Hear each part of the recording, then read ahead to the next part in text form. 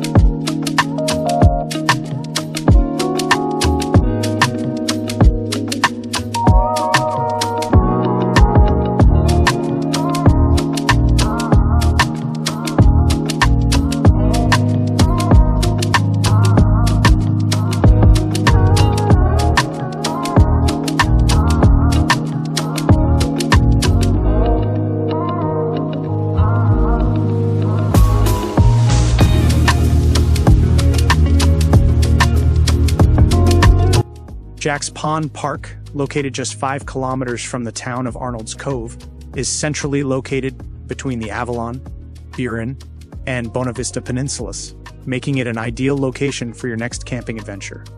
Boasting a wide variety of amenities such as a convenience store, horseshoe pits, hay rides, hiking trails, paddle boats, swimming, free showers, boat launch, playground, as well as services and unserviced sites, Jack's Pond Park has something for everyone, no matter the age.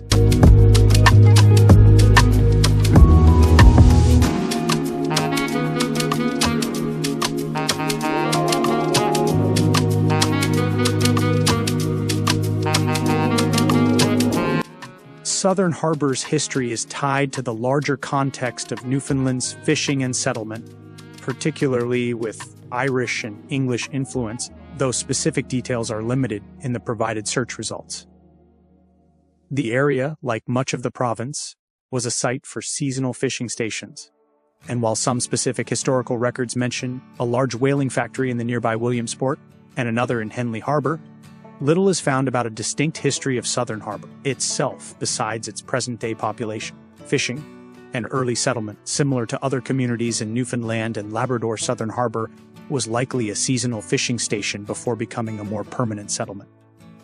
Whaling in the region, the neighboring community of Williamsport had a whaling factory established in 1945, which operated until 1951 and was later reopened and closed again in 1972 following a moratorium on whaling.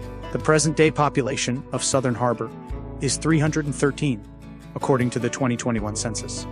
A large majority of the current inhabitants are descendants of people who migrated from southwestern England and southeastern Ireland, a trend that began in the mid-17th century and continued until the mid-19th century. Other nearby historical sites, Henley Harbor, a significant fishing station on the Labrador coast, was a major center for the fishery in the late 1840s, with early mercantile firms like Noble and Pinsent establishing themselves there in the late 1700s.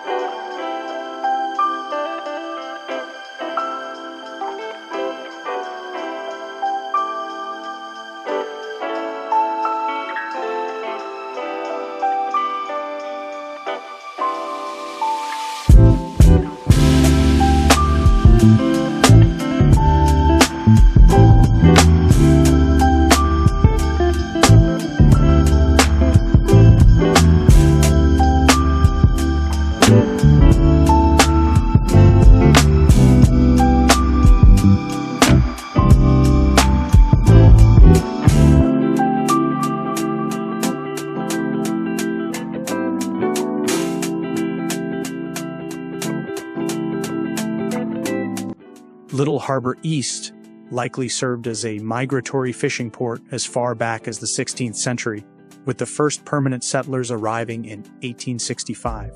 The community was established by James and William Thornhill and Samuel Good, and its economy has been historically based on the inshore cod, herring, and lobster fisheries. The harbor was used as a migratory fishing port for centuries, beginning as early as the 1500s. The first permanent settlers arrived in 1865. James and William Thornhill from Brunet Island were among the first. Samuel Good, an Englishman who had arrived as a stowaway from Harbor Breton, was also an early settler. The community's economy has been dependent on fishing, particularly the inshore cod fishery. Herring and lobster have also been important, though to a lesser extent. The population has declined from a peak of over 200 residents. By 2016, there were 127 residents.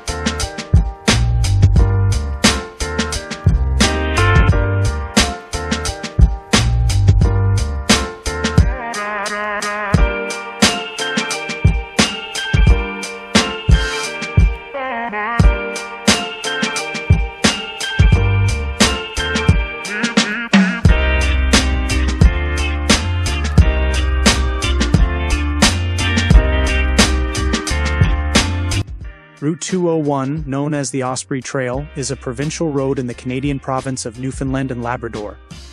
It is one of only 3 loop roads designated with a route number that starts and ends at the Trans-Canada Highway.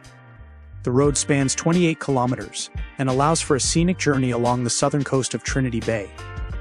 There are quite a number of summer cottages along the route, and the highway is known for an abundance of ospreys during the summer months. The image of the osprey used in the logo on the Osprey Trail signage is believed to have been taken from the back of the 1989 issue of Canada's $10 bill. Route 202, known as Long Harbour Road, is a provincial highway on Newfoundland's Avalon Peninsula, connecting communities like Long Harbour and Chapel Arm to the Trans-Canada Highway. The history of Route 202 is tied to the development of Newfoundland's road network and its connection to the Trans-Canada Highway, completed in 1965. The histories of both routes are linked to the larger development of Newfoundland's road infrastructure, particularly the completion of the Trans-Canada Highway in 1965.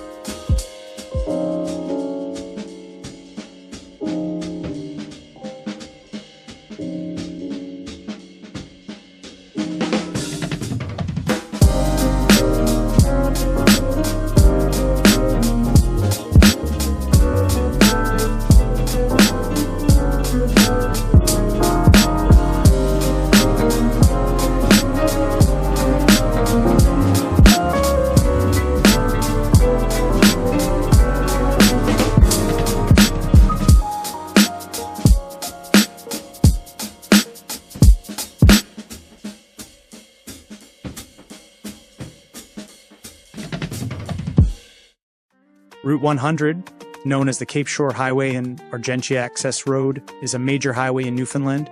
The highway begins at its northern terminus at the Trans-Canada Highway in the town of Whitbourne, runs for 108 kilometers until it ends at its southern terminus, the town of Branch, where it transitions into Route 92. Motorists can drive along the coast of Placentia Bay once traveling south of Point Verde. The route's most important community is the town of Placentia, which is home to the province's only lift bridge. Route 100 also serves as an access to the Marine Atlantic Ferry to Nova Scotia, which is located in Argentia. The ferry only operates during the summer months.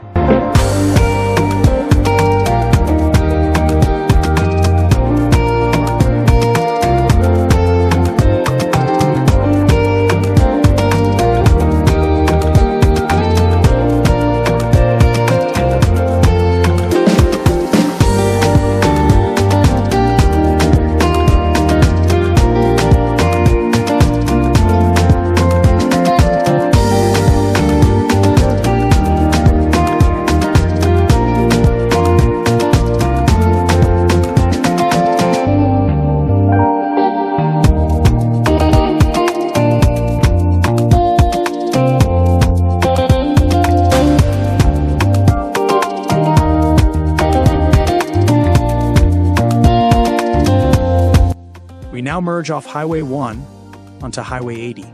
Route 80 begins at an interchange between Route 1 and Route 81 at the northern edge of Whitbourne. It heads north to pass through Blaketown and along the shores of Dildo Pond before following the coastline to pass through South Dildo, where it has an intersection with a local road leading to Old Shop and Dildo. The highway turns more inland as it passes through New Harbour to an intersection with Route 73 New Harbour Road before passing through Hopial and Greens Harbour. Route 80 passes along the coast again and heads north through Whiteway, Cavendish, Heart's Delight Islington, Heart's Desire, and Heart's Content, where it intersects Route 74, Heart's Content Highway. The highway now winds its way through New Perlican, Turks Cove, Winterton, Hants Harbour, and New Chelsea, New Melbourne, Brownsdale, Sibley's Cove, Lead Cove, before arriving in Old Perlican at an intersection with Route 70, Conception Bay Highway. Route 80 turns north through town along Blow Me Down Road for a short distance before ending at an intersection with Marine Drive and Main Street. Marine Drive continues north to the harbour while Main Street continues on to Daniels Cove and Greats Cove.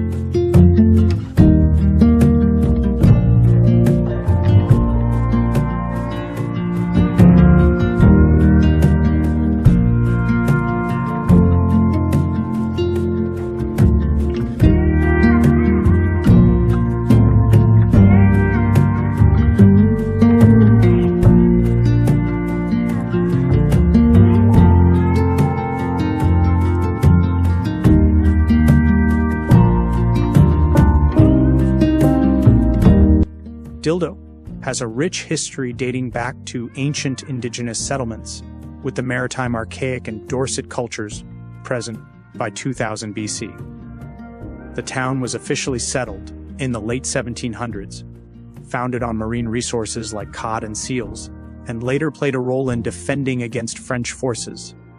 Archaeological research continues on Dildo Island, which was home to Beothuks, and the town's unique name has persisted despite various attempts to change it. Evidence of maritime archaic peoples dates back to 2000 BC at Anderson's Cove. By 700 AD, the Dorset culture inhabited Dildo Island, a site with significant archaeological importance. In 1613, Henry Kraut traded with the Beothuks on Dildo Island. John Guy also visited the island in 1612. The town of Dildo was founded in the late 1700s by settlers who came to exploit the marine resources of the area, particularly cod, whales, and seals.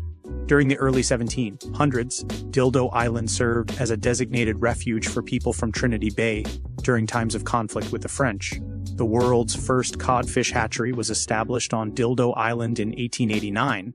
The exact origin of the name Dildo is debated, but possible explanations include a navigational tool or a type of tree. The name is likely a nod to the historical humor of early explorers who mapped the area. Despite attempts in the 20th century to change the name, the town has kept its unique moniker. Today, Dildo has a growing tourism industry and is known for its unique name, resulting in a local festival called Dildo Days.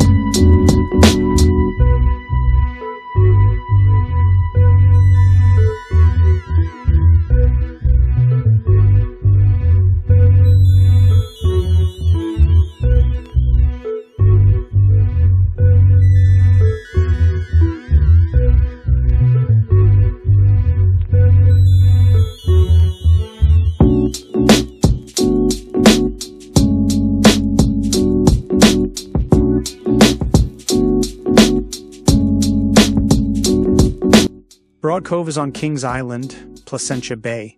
It was one of 5 communities on Kings Island. The others were Tax Beach, Best Harbor, Baker's Cove, Cooper's Cove, and Yawley's Cove. All the communities had the same postal address, which was Tax Beach, Placentia Bay, Newfoundland. The main activity of the community was fishing for cod and lobster. Broad Cove was also the site of a herring factory owned by H.C. Brown that packed herring for the West Indies. The community also featured a large fish store with outside fish flakes for the natural curing of salted codfish. At the herring factory wharf, salt, flour, and coal were unloaded for the local market, and salt fish and/or herring was picked up for export. The Broad Cove on Kings Island is distinct from the settlement of Broad Cove on Conception Bay, which is part of the town of Small Point, Adams Cove, Blackhead, Broad Cove.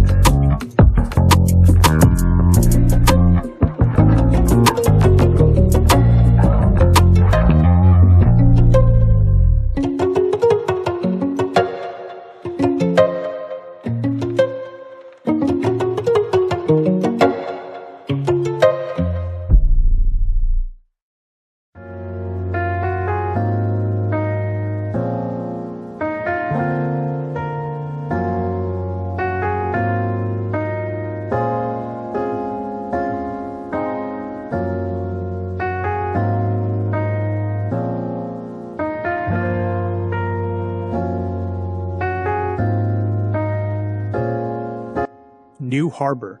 Newfoundland was first settled by Europeans in the mid-1700s, with families like Thorne, Pitcher, and Newhook establishing themselves in separate rooms. The community was a major center for shipbuilding from the early 1800s until the early 1900s, led by master shipbuilders like Charles Newhook. Over the years, its economy diversified to include fishing, hunting, and seasonal work. From around 1806 to the early 1900s, New Harbor was a premier site for shipbuilding, largely due to the Newhook family of master shipbuilders.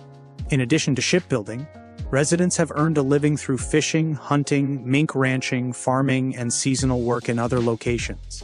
The community is structured around rooms, which are areas of land where multiple generations of a family would build their homes, as exemplified by the Thorne family's history in their specific room.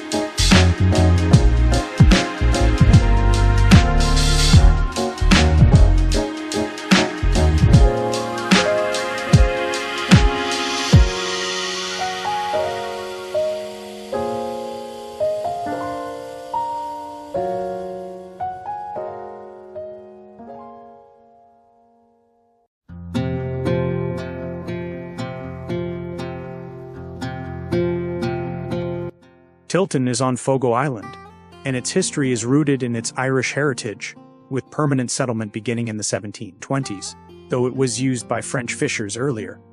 New Harbor's history is linked to the broader patterns of settlement and fishing in the region, which also involved Irish and English settlers in the 18th and 19th centuries. The area has a deep history tied to the sea, with a strong tradition of fishing and a visible Irish cultural influence that persists today. French fishers used the area as a summer fishing base from the 16th to early 18th centuries. The first permanent settler, Thomas Burke, was an Irishman who arrived in 1752. The community is known for its strong and long-standing Irish culture and dialect, which is still evident today. Many traditional fishing structures and houses have been restored in recent years.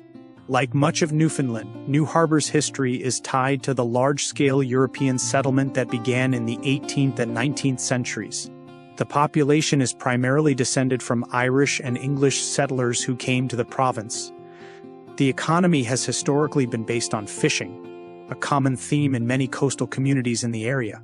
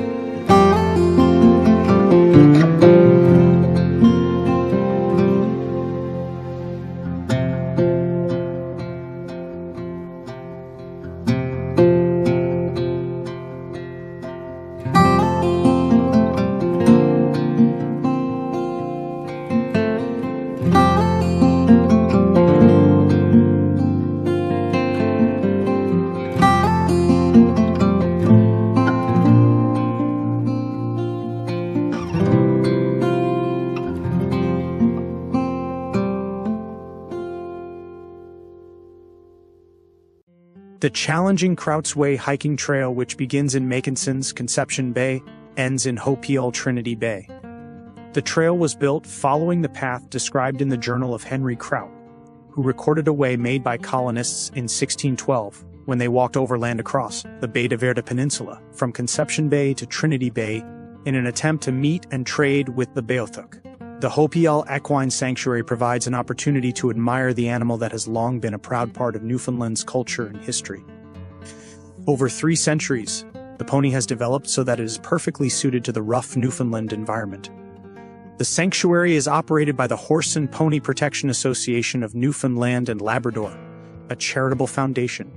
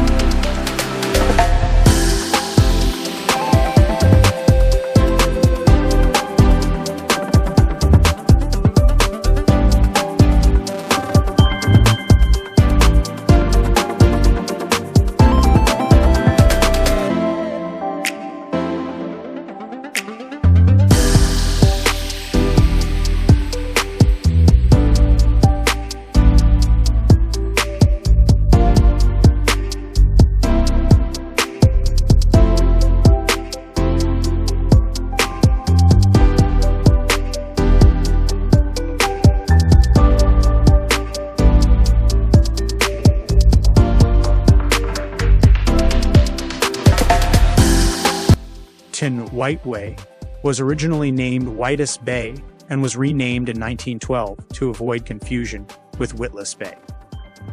The community is located on the south side of Trinity Bay.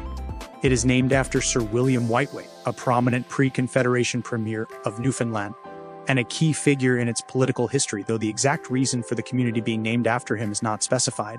The community was formerly known as Whitus Bay before being renamed Whiteway in 1912.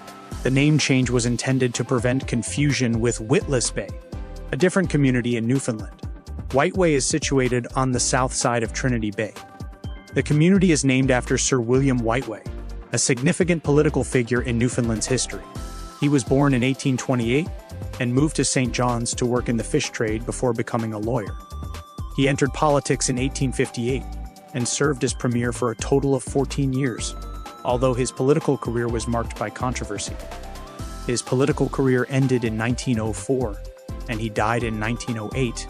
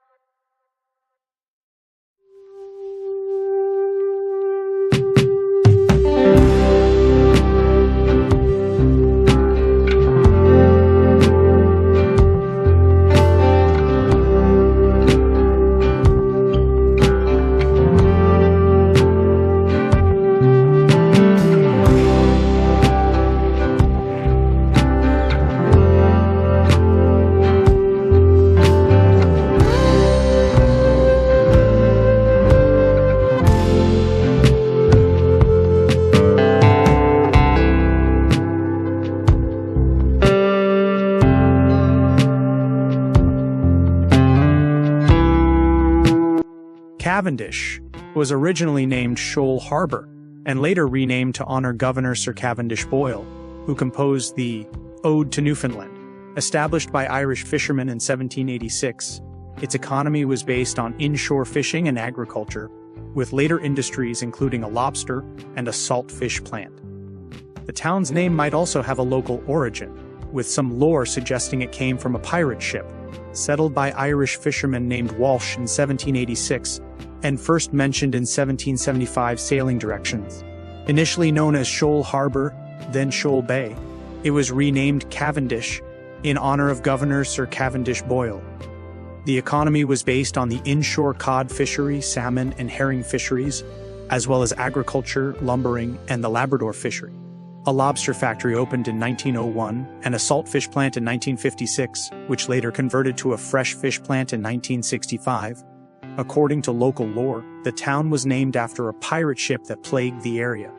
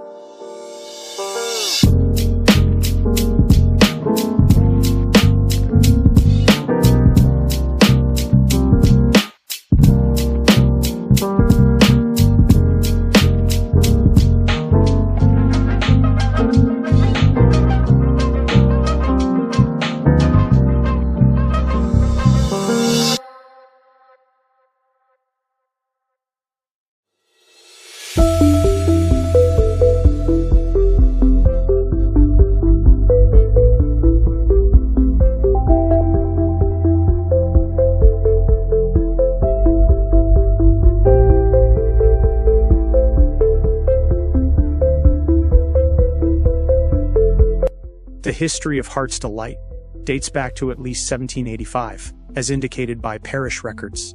The community amalgamated with the neighboring area of Islington in 1973 and has a history tied to the fishing and settlement patterns of the region, with its earliest written records from Trinity's parish registers. The earliest reference to Heart's Delight appears in the 1785 Trinity parish records, with the birth of Elizabeth Wolfrey. This suggests an established community existed by that time, supported by the region's fishing industry. The community later amalgamated with the neighboring settlement of Islington, which was originally called Island Cove before its name was changed to honor a village in England. Heart's Delight and Islington officially amalgamated and were incorporated as a single entity in 1973. The community is home to St. Matthew's Church, which was restored in the 1980s after a public meeting where residents voted to restore the historic building, rather than build a new one.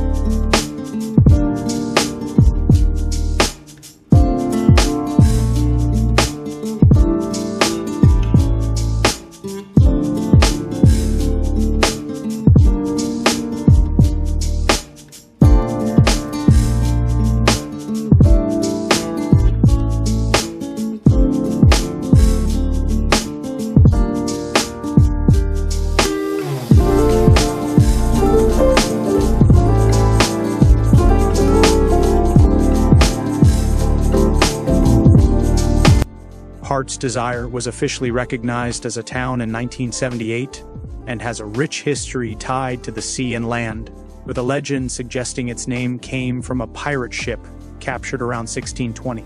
Today, some residents work in the local fishery, while others commute to nearby towns. The area is located by the sea and embodies the charm of a Newfoundland community. According to local legend, the town's name comes from a pirate ship that a Newfoundland skipper captured around 1620. Traditionally, the residents of Heart's Desire have relied on the sea and land for their livelihood. The community was officially recognized as a town in 1978. In the present day, some people still work in the local fishery, while others commute to neighboring towns for employment.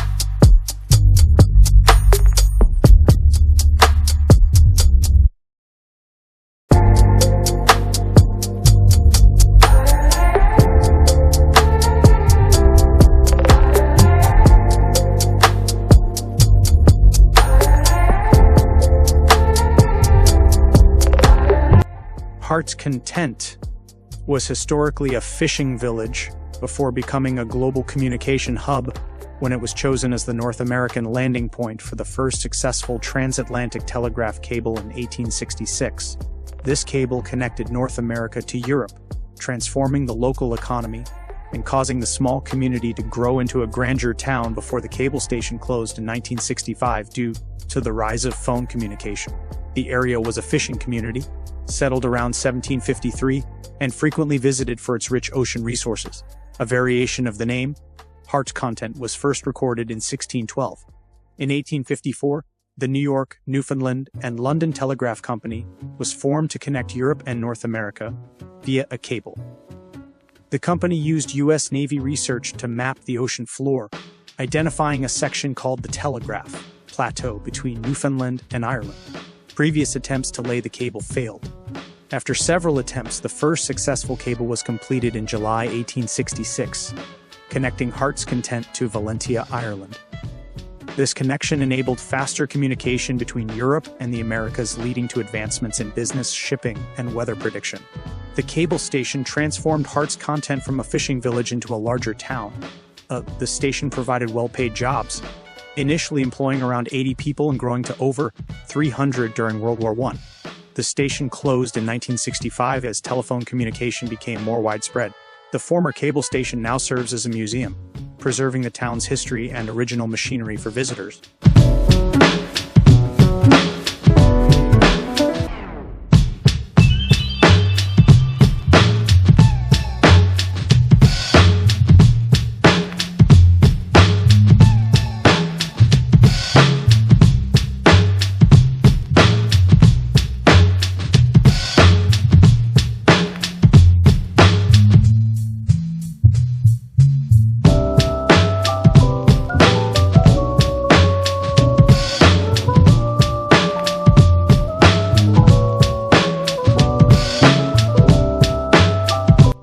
Here we reach the intersection of Highway 80 and Highway 70.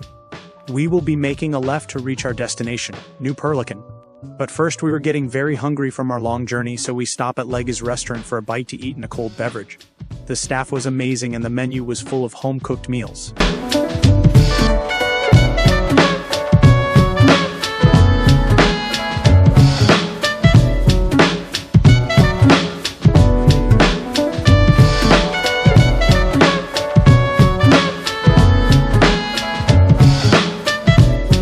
After our bellies are full, we make our way back onto Highway 80 with a short drive from Heart's Content to New Perlican.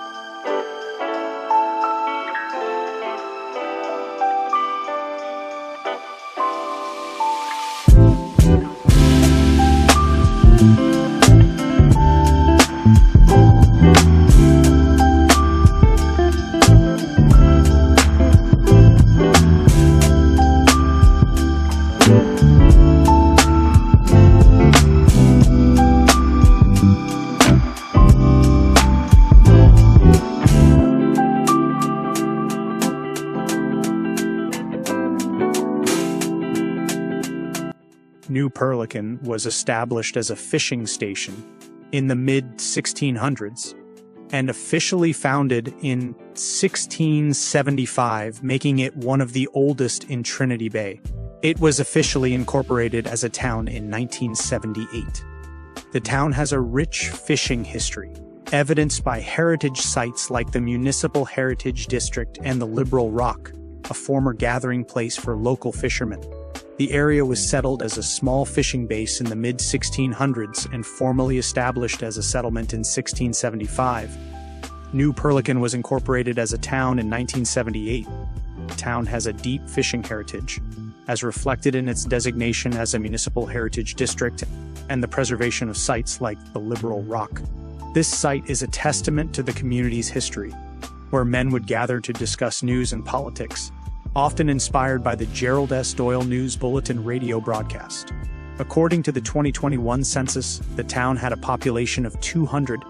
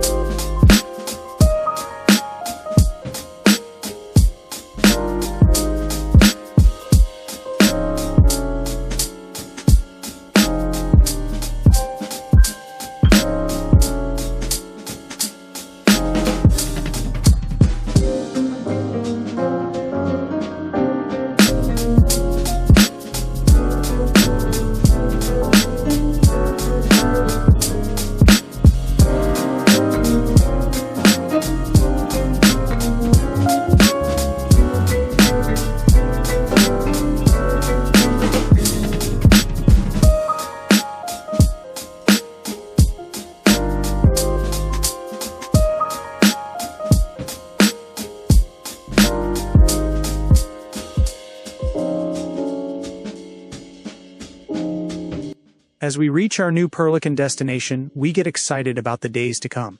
Stay tuned for episode number 8 of Driving Newfoundland, where we take you to see the puffins, many lighthouses, and yes, we finally see our first moose.